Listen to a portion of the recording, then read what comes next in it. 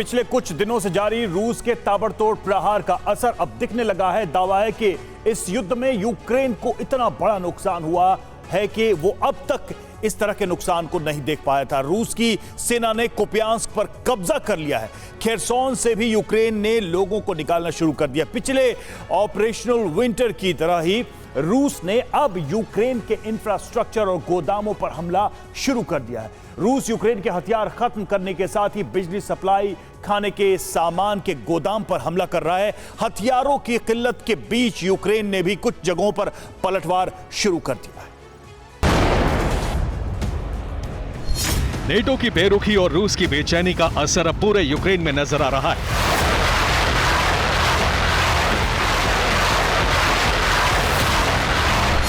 Ukraine पर बारूदी सैलाब की रफ्तार कम होने के बजाय और तेज हो चुकी है।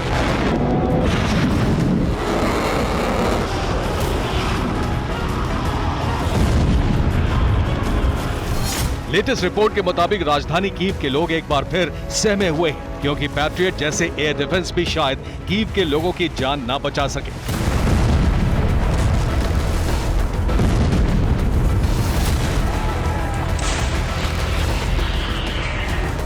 रिपोर्ट के मुताबिक रूस ने कीव को दहलाने के लिए किंजल मिसाइल का इस्तेमाल किया है।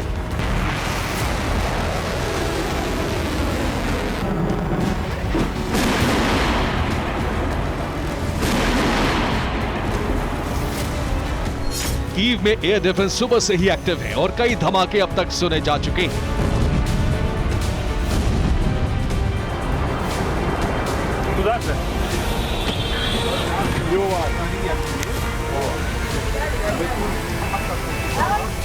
दूसरी तरफ यूक्रेन के कुपियांस्क पर रूस का कब्जा होना करीब करीब तय है। यहां यूक्रेन के सैनिक अब मुकाबला करने की हालत में नहीं है।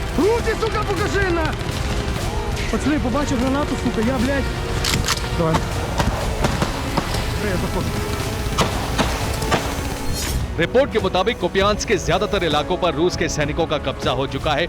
एक दिन की जंग में यूक्रेन के 55 सैनिकों की मौत की खबर है। बाखमुत पर कब्जे के बाद रूस की सेना ने कुपियांस्क पर कब्जे का मिशन शुरू किया था। माना जा रहा है कि जल्द ही रूस कुपियांस्क पर कब्जे का ऐलान कर सकता है।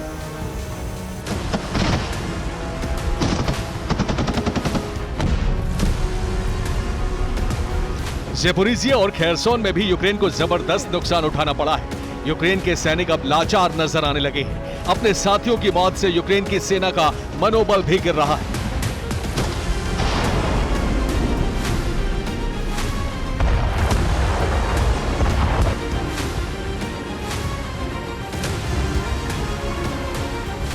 रिपोर्ट के मुताबिक सिर्फ एक दिन में खेरसोन में यूक्रेन के 30 सैनिकों की मौत हुई है। ज़ेपोरिज़िया में हर दिन 125 यूक्रेनी सैनिकों की मौत हो रही है। क्रास्नो लिमेंस्की में हर दिन 60 सैनिकों की मौत हो रही है। पूरे डोनेट्स्क की बात करें तो हर दिन 290 सैनिकों की मौत हो रही है।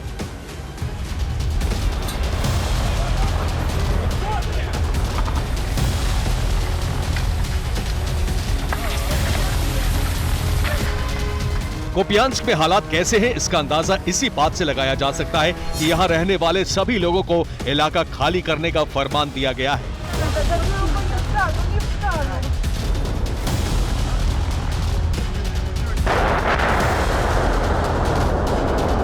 खार्किव के 53 इलाकों से भी लोगों को शहर छोड़ने का फरमान है।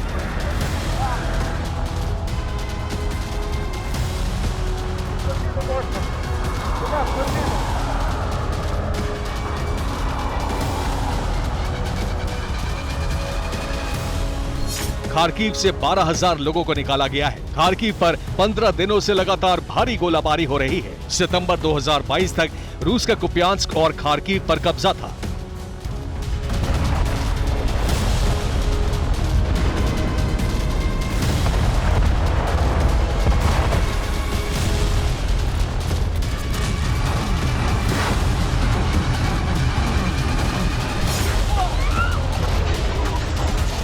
ज़ेपोरिज़िया में एक बार फिर रूस ने मिसाइल से हमला किया।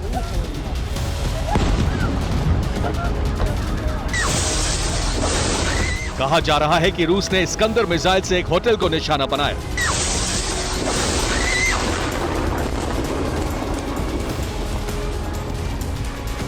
हमले के वक्त होटल के आसपास कई लोग मौजूद थे। रिपोर्ट के मुताबिक इस होटल का इस्तेमाल संयुक्त राष्ट्र के कर्मचारी अक्सर करते थे। अब तक 1 की मौत और 16 लोगों के जख्मी होने की पुष्टि हुई है।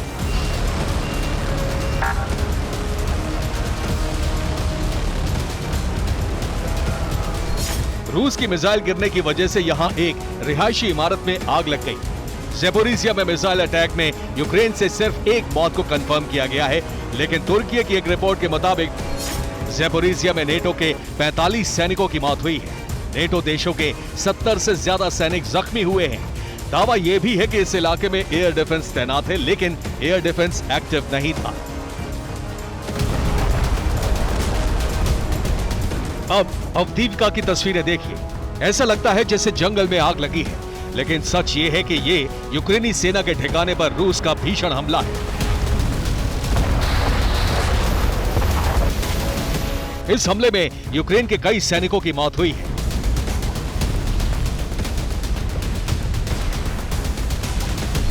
रूस की एक स्पेशल बटालियन ने ज़ेपोरिज़िया के ओरेखोवस्की में भी यूक्रेनी फौज के ठिकाने पर हमला किया।